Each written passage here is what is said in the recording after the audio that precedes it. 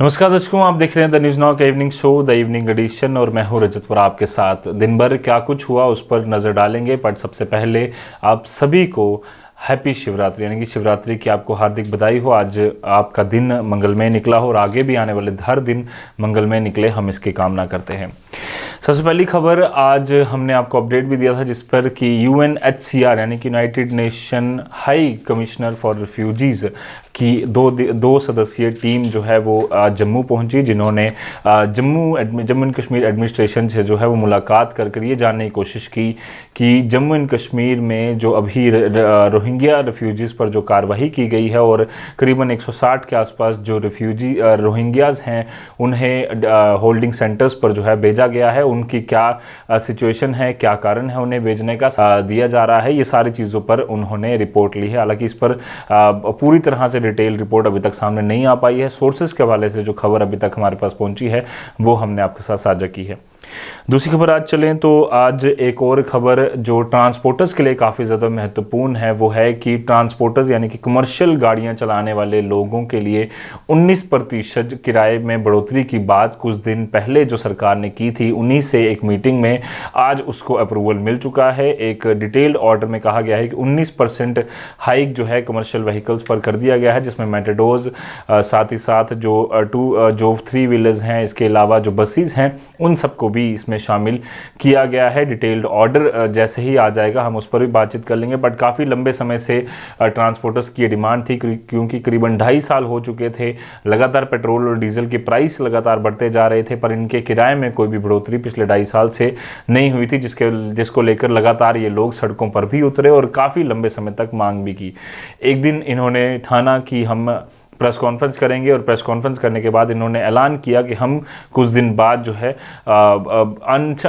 Strike पर चले जाएंगे और वो स्ट्राइक इंडेफिनेट होगी, तब तक चलेगी जब तक इनके लिए कोई आदेश नहीं आ जाता कि इस फेयर में हाइक यानी किराए में बढ़ोतरी कर दी जाए। तो वो ऑर्डर आया, उसके बाद इन्होंने अपनी स्ट्राइक जो है वो कॉल ऑफ कर दी। हालांकि स्ट्राइक अभी शुरू नहीं हुई थी, एक दिन पहले ही इनके लिए वो खुशखबरी जो है सरकार ने इनको दे दी। तो उस पर आज अप्रूवल जो है सरकार ने कर दिया है। तीसरी खबर आज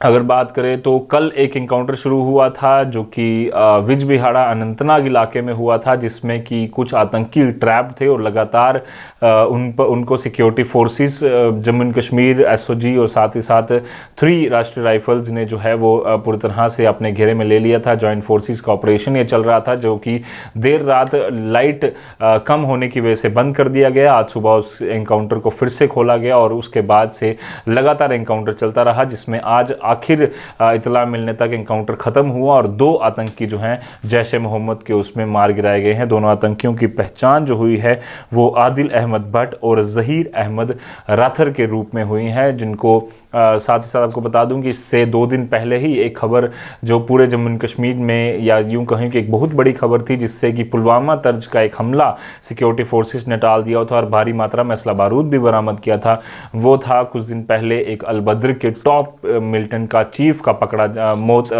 के घाट पर, जिसको उतारा गया और उसके बाद से लगातार सिक्योरिटी फोर्सेस जीरो टॉलरेंस की नीति को और तेज करे हुए हैं। वहीं स्टोन पेल्टिंग के केसेस में या फिर अलग अलग जो टेररिस्ट वायलेंस के केसेस लगातार कश्मीर में हो रहे हैं, उनके खिलाफ कड़ी कार्रवाई की जाए, सिक्योरिटी फोर्सेस ये लगातार कोशिश कर रही हैं। ये आज की बड़ी खबर थी। वहीं एक और बड़ी खबर जो आज जम्मू एंड कश्मीर के लिए, जम्मू और कश्मीर दोनों खित्तों के लिए है और खासकर गवर्नमेंट ऑफिस से जुड़ी है कि सिविल सेक्रेटरीट जो हर साल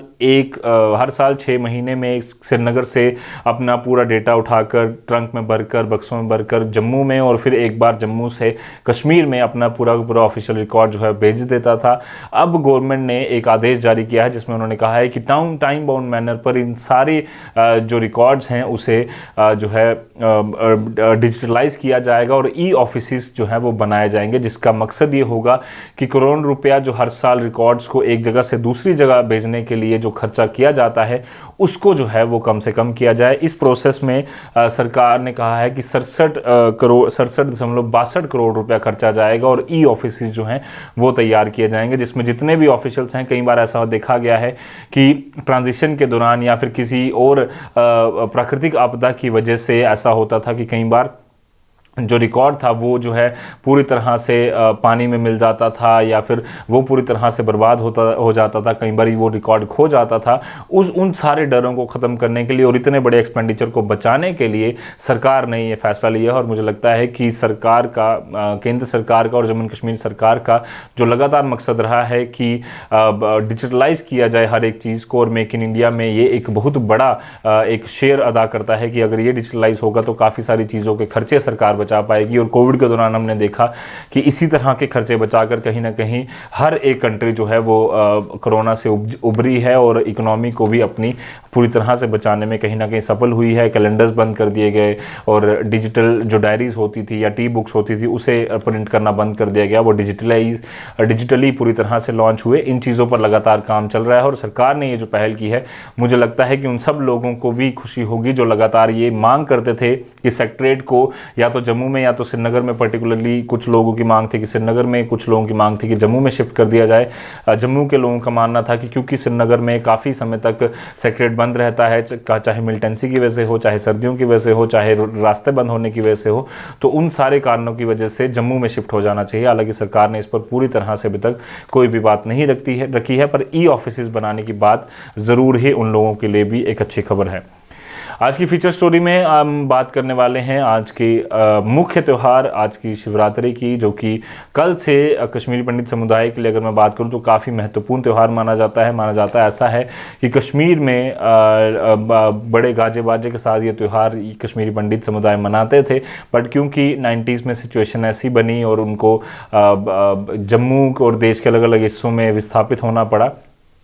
तो उसके बाद से लगातार कश्मीरी पंडित जो हैं जहाँ पर भी रहते हैं वो पुरजोर इस त्यौहार को मनाते हैं, अपने घरों में पूजा करते हैं और काफ़ी लंबा एक तरीके का बहुत बड़ा त्यौहार उनके घर पर दिवाली की तरह जो है त्यौहार मनाया जाता है। उसी तरह से जम्मू एंड कश्मीर देश के अलग अलग हिस्सों में भी शिवरात्रि का त्यौहार जो है वो आज बड़े ही धूमधाम से मनाया गया। जगह जगह पर हमने भंडारे, लंगरों का आयोजन देखा और साथ ही साथ लोगों में भाईचारे का एक प्रतीक शिवरात्रि का त्यौहार जो है वो ज़रूर देखा गया, जहाँ पर भंडारे हों, लंगर हो या फिर किसी तरह के भी अरेंजमेंट्स हों, लोगों ने किसी प्रकार के भेदभाव नहीं किए, कास्ट हो, क्रीड हो, कलर हो, सेक्स हो, किसी ने ये नहीं पूछा कि आप कौन सी जाति से हैं तो इस तभी आपको लंगर मिलेगा। ये खूबसूरती है हमारे जम्मू एंड कश्मीर की, हमारे देश की, कि जब सारे लोग इकट्ठे होकर कोई त्यौहार मनाते हैं तो उस समय इंसानियत का लगता है कि वो लोग जो लगातार कोशिश करते हैं कि इंसानियत पर अटैक किया जाए, उन लोगों पर एक करारा तमाचा मिलता है। और इसी तरह का तमाचा आज इस त्यौहार पर भी मिला। उम्मीद करते हैं कि इसी तरह से हम अपने सारे त्यौहार मनाते रहें,